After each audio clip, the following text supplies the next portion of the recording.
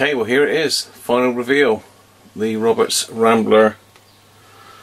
This is the original Rambler with the square push buttons. There it is, done. I popped a battery in it, so let's pop it on. All the time, research is being done and we're getting much better results as we are with things like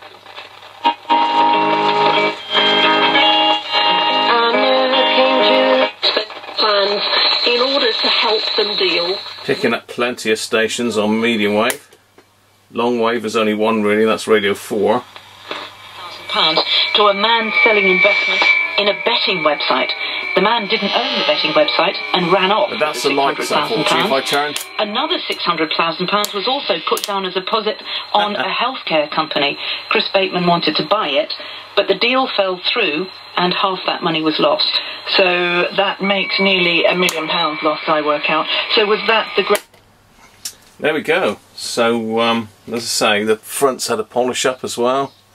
As you can see, that's some gleaming. So it's time to get this one wrapped up and back in the post to the owner. I'm sure he'd be happy with that. It's been a bit tricky. As I say, I did put in this other tuning capacitor. It just didn't have the range. I could not pull in long wave on it for some reason.